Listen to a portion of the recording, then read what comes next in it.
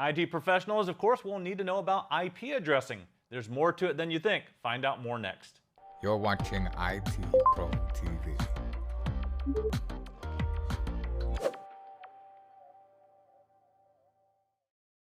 There's more to an IP address than you think, and of course, you're actually in the right place to learn about it from Mr. Wes Bryan. Wes, how are we going to address this topic? I see what this guy did. That's right. We're going to be looking at, in this episode, we're going to show you what an IPv4 address looks like. We're going to talk about some of the characteristics of an IPv4 address, as well as looking at IPv6, its much larger brother, I would say, all here in this episode. All right, Wes, it sounds like there's a lot for us to cover, so let's head on over to the bench. All right, everyone, join me at the bench. IP addressing, Internet Protocol Addressing, it's a very important protocol on the Internet because, well, it's really the way we communicate across networks. And IP addressing has been around for a very, very long time. IPv4 addressing really goes back to the early days of the Internet, all the way back really to the days of what we would have known as the ARPANET. So it's a protocol that is an oldie but goodie. And if you are getting into the realm of IT, if you are going to work with any kind of networking properties within a workstation, a laptop, or just about any device that connects to networks today, then you have to have a familiarity with some of the concepts and some of the attributes around IPv4 addresses. But we also have to know, too, that that's not the only address that's out there. We also have IPv6 addresses that we'll talk a little bit about later in this episode.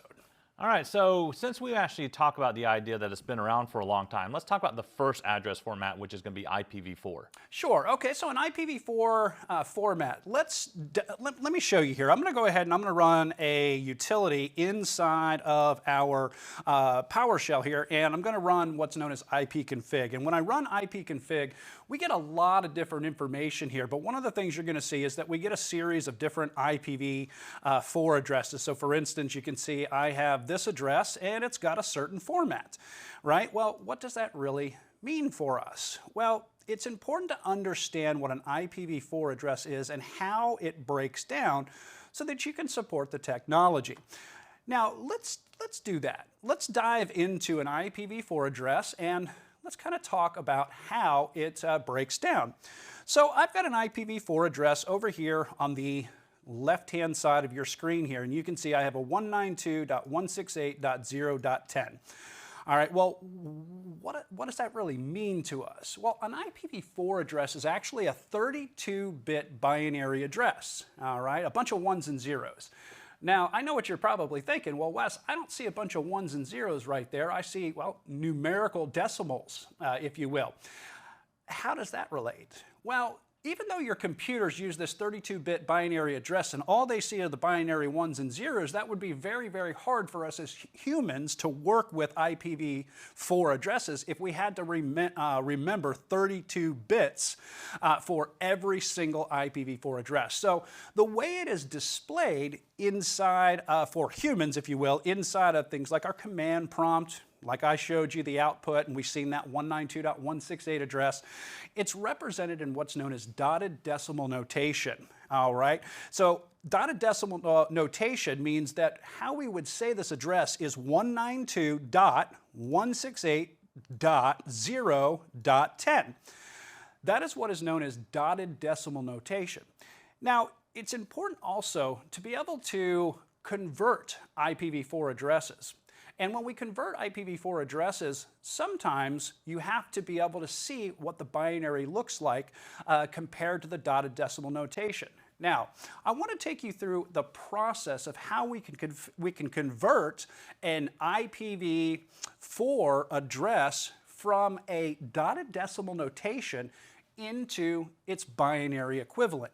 And I've got a little chart up here that I want you to memorize. See, underlying, these are what are known as octets. It's 4 octets.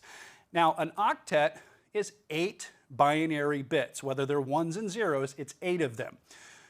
Each octet is represented by its decimal number. Now, we can convert this over to binary by remembering 8 place values. And I've got this little chart, if you will, kind of written out here so that you can memorize this as well. And how this works is it's really just powers of 2.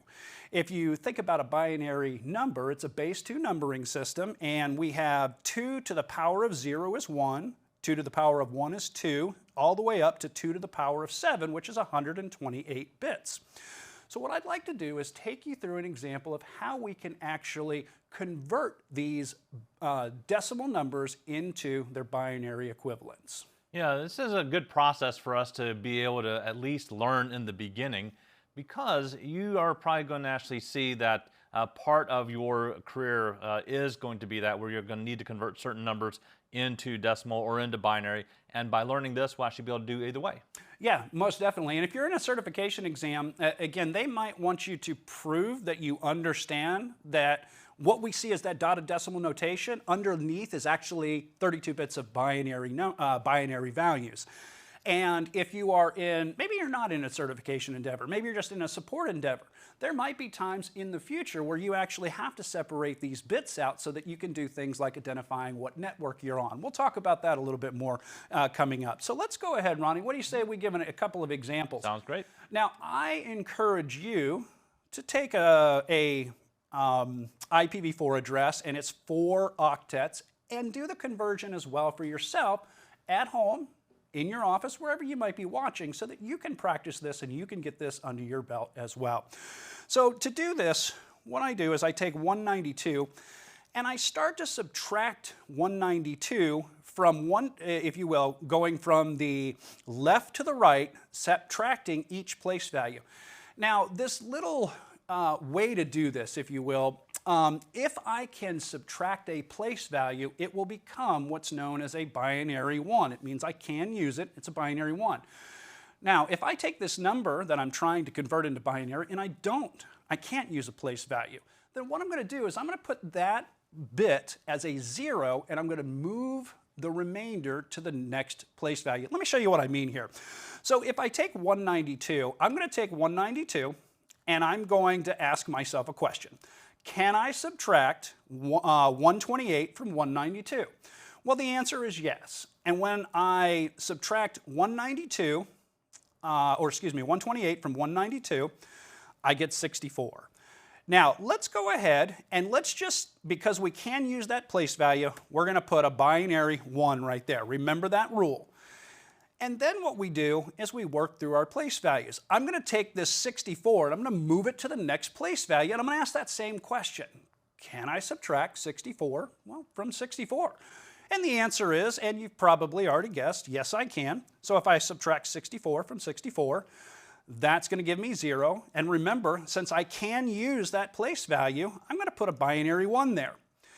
Now, you'll notice that I have 0 left. Once I get to the point where I have 0 left, well, we know that everything after that is going to be a 0.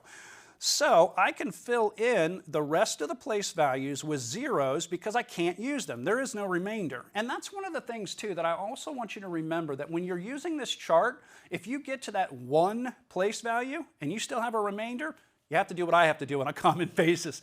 You have to check your math. Yeah, now this is probably where it gets a little bit confusing if you haven't dealt with this before. Remember that the numbering system that you and I used is 0 through 9, right? We call it a decimal place value. So those are numbers that are fairly common to us. But if this is the first time you've actually encountered binary, binary only has 2 digits. That's going to be a 0 and a 1. So that's why Wes was actually putting a 1 there if it actually did turn out to be where we could do the subtraction. And a 0 means we can't really do that subtraction. So whenever you hear about the idea of binary, that's usually the answer that we're looking for in networking. In other places, you might hear about it as a logical, a yes or no, just like with the way that Wes is doing it as well. And that will also help you to keep that, idea actually clear and separate in your head. And so you'll notice that where we actually had one number, right? Wes's 192, well, that actually took 8 place values to represent that, because binary is a smaller number for us, it takes a lot more place values to represent that same equal value. Most definitely. So, Ronnie, if I take these 8 bits here, and I'm just going to kind of highlight them for us. Ooh, I will not do yellow. That would be horrible on your eyes out there. We can actually see that this is our 8-bit binary equivalent to the decimal notation of 192. Now let's do this again, all right? We don't want to just leave you there, because if this is the first time you've seen this, it might be a little confusing. So let's go ahead, and what do you say? Let me take these values and let's kind of start over again. And we're going to work on the next octet, right? And that's 168. Now we're going to do the same thing, ladies and gentlemen. When we look at 168, we're going to start from the left and we're going to work our way to the right. So I'm going to start by putting 168 over our 128 here. And like Ronnie said, it's going to be a yes or no question. Can I subtract 128 from 168? And the answer is yes. All right, and if we do that, that's going to leave us with 40. And remember the rule, if I can use the place value, it becomes a binary 1. And I'm going to take that 40 and I'm going to keep working through this chart. Now here's something that's changed from the 192 that you just seen. Notice that 40, I cannot subtract 64 from 40. Now if you're talking about negative numbers you are, but that's not the way binary conversion works. So because I cannot subtract this place value, that becomes a binary 0. And then we move our remainder to the next place value. And we ask that same question. Can I subtract 32 from my remainder of 40? And the answer is, well, yes, I can. So if we do that, all right, our next, our remainder here will be 8. We're going to use that place value, so that's going to be a 1. And now what we're going to do is we're going to move that value to the next place value here, that remainder to the next place value. Notice that I cannot subtract 16 from 8. So because I can't do that, that becomes a 0. I'm going to just keep working through these numbers to the next place value, and I can subtract 8 from 8. Now that gives me a remainder of 0. And remember also, because I could use that place value, that becomes a binary 1. Now it's always very easy that if you come to a point where you have 0 left, everything behind that is going to become binary 0. So it kind of makes it a little easier for us, right? So this is our 168 in binary. Next octet is 0. All right, well, 0 is kind of easy, Ronnie. This is my favorite math, right? Well, zeros are just all zeros across the board, right? We can't use any of the place values. There's nothing to subtract. Last octet here in our IPv4 address is a 10. And we can do the same thing here by taking the decimal equivalent, 10, and we start asking ourselves some questions. Now, without having to bore you here, you can see I can't use 128, I can't use 64, I can't use 32, I can't even use 16. So I can see going out the gate that the first 4 place values in our method here are all going to be 0. I can't use a place value until I get to 8. And when I get to 8, we can do the subtraction there. That leaves me with 2. I can use that place value, so I'll mark it as a binary 1. And then what do? We take our place value, or our remainder, and move it to the next place value. Notice I can't subtract 4 from 2, so that becomes a 0. And then finally, I move it down to the 2's spot, the 2 place value. I can subtract 2 from 2, so that becomes a binary 1. I have a remainder of 0, which means everything behind that, and in this instance, it's only a single place value, becomes a binary 0. Now, this is a very simplistic method on converting binary or decimal to binary, and in a certification exam, I can't tell you that they might not ask you to do this, right? If you're in a support role and you want to support IPv4 addressing, you should have a good understanding of this process so that you understand this is what the computers are seeing. That is the IPv4 addressing format, if you will, and how you do the conversion. Now, the IPv4 address, though, really has 2 different parts to it, doesn't it? It does, and that's where something known as the subnet mask comes in. A subnet mask is a binary number that allows us to identify what network our computers are on. And it's important to understand that if you want computers to be on the same network, then they must have the same network ID or network portion defined by the subnet mask, which means they also have to have the same subnet mask. So let me give you an example. You might see something like 255.255, oops, 255 192.168.255.0. This is what's known as a default subnet mask, and this lets me know that where I see the 255s, I can tell that the portion above that is going to be my network ID. And the portion behind that, where the zeros are what are known as the host portion. It allows me to identify what is the unique number of that computer or that endpoint within the network itself. Yeah. So with the subnet mask here, the idea for us is to kind of understand the logical placement of where something will be, and then the identification of that individual. So let's use an analogy there. Sure. It's sort of like a house on a street, right? That's right, absolutely. So if I need to find out what street I'm on, all right, I'm going to have to use the subnet mask, because the subnet mask is going to divide this IPv4 address into network portion, or let's say the street portion, and host portion is kind of like the house number. And it allows us to find out, well, by applying the subnet mask, I can see that we're on street 192.168.0.0. And I know that the house is .10. And so the subnet mask allows you, if you will, to be able to divide those portions and identify whether you are a part of the same network or you are on a different network. Now, in the beginning, when we started talking about IP addresses, we didn't actually follow the idea of the use of the subnet mask. A lot of it was done by what we call IP address classes, right?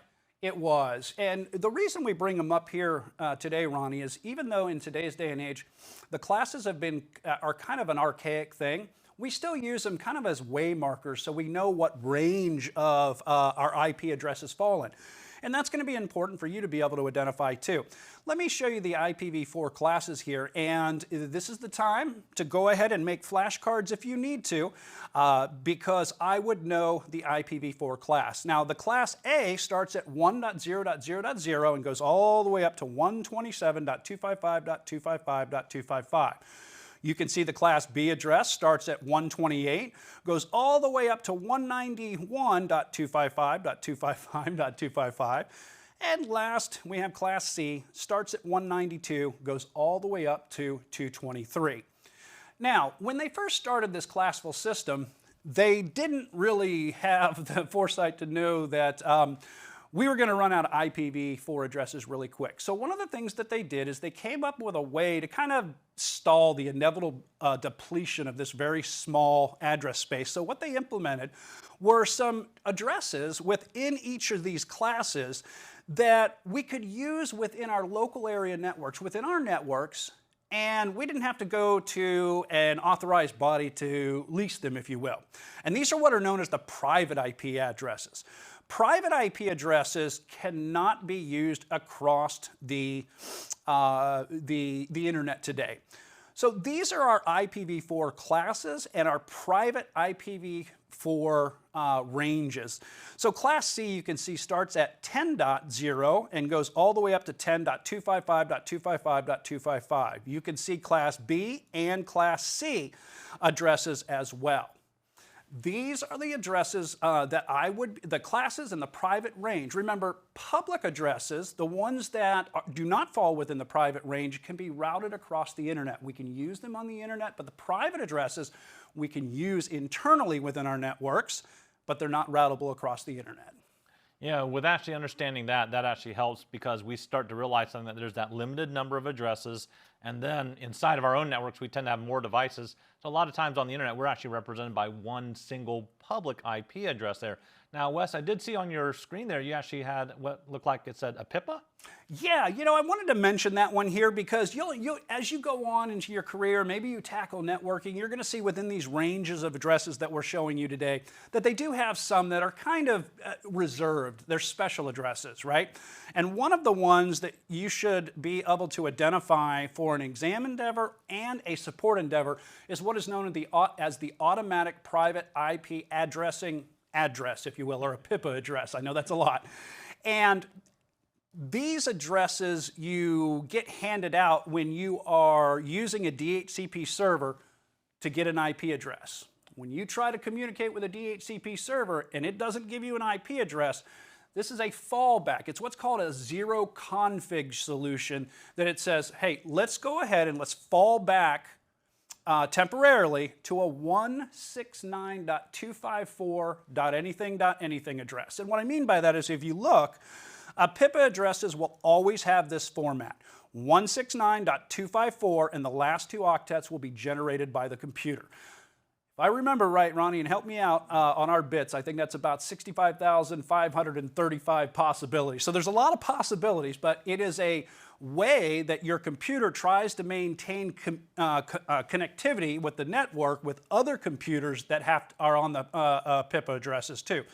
But keep in mind, if you have a PIPA address, you can only communicate with other computers that have a PIPA address. So that is something to keep in mind with that.